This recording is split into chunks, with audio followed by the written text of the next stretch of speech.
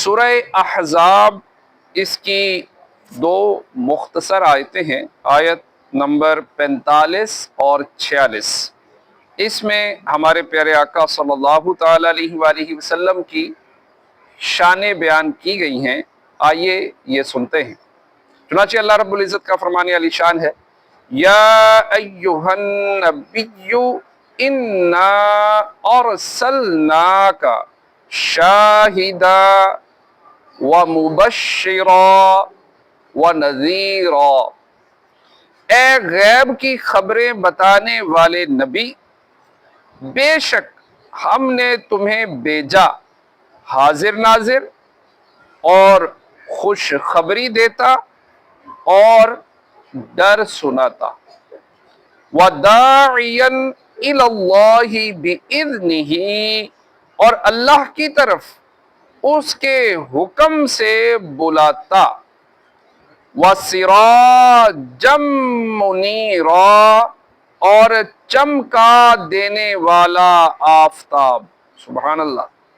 ان دو آیات میں پیارے آقا صلی اللہ تعالی علیہ وآلہ وسلم کی کتنی خوبصورت جو ہے وہ آپ کی توصیف کی گئی ہے، کیسے خوبصورت آپ کے وصف اللہ پاک نے بیان فرمائے ہیں۔ دیکھیے، ایک تو جو سب سے پہلی بات کہ آپ کو شاہد بنایا گیا، یعنی آپ حاضر ناظر ہیں، اس کا معنی حاضر ناظر کیا گیا ہے، ٹھیک ہے۔ اور حضرت عبداللہ بن عمر رضی اللہ تعالیٰ عنہ ارشاد فرماتے ہیں کہ پیارے آقا صلی اللہ تعالی علیہ وآلہ وسلم نے فرمایا، اللہ تعالیٰ نے ساری دنیا میرے سامنے کر دی ہے، لہٰذا میں ساری دنیا کو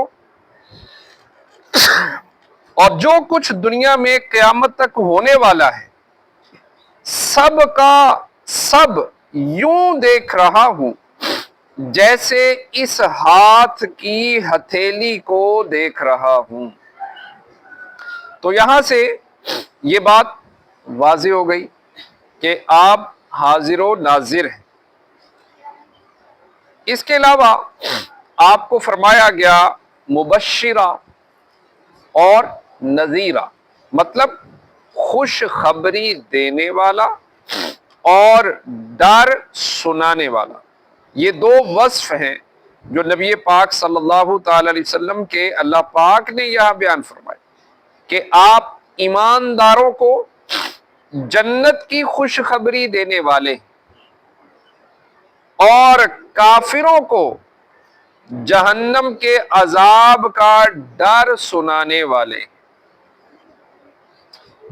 اچھا، اس کے بعد یہ فرمایا گیا کہ آپ اللہ کی طرف اس کے حکم سے بلانے والے، کہ اے حبیب آپ کا یہ وصف ہے کہ آپ لوگوں کو اللہ کی طرف بلاتے ہیں،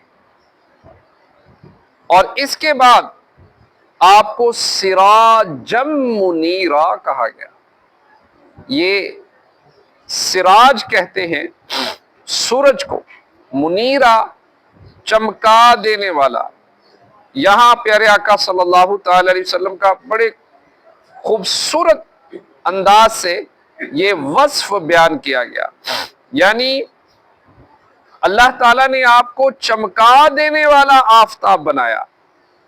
یعنی مفتی نعیم الدین مراد آبادی فرماتے ہیں کہ سراج کا ترجمہ آفتاب قرآن پاک کے بالکل مطابق، کہ اس میں آفتاب کو سراج فرمایا، جیسا کہ سورہ نور میں وَجَعَلَ الشَّمْسَ سِرَاجًا، اور آخر پارہ کی پہلی صورت میں وَجَعَلْنَا سِرَاجًا وَهَّاجًا، اور در حقیقت ہزاروں آفتابوں سے زیادہ روشنی آپ کے نور نبوت نے پہنچائی اور کفر و شرک کے ظلمات و شدیدہ کو دور کیا اور توحید کی شمع روشن کی اور گمراہی کو جو ہے وہ اس دنیا سے دور فرمایا۔ تو پیارے اسلامی بھائیوں، نبی پاک صلی اللہ تعالی علیہ وسلم کے جو اوصاف اللہ پاک نے یہاں گنوائے ہیں، یہ کسی بندے نے تو ذکر نہیں کیے۔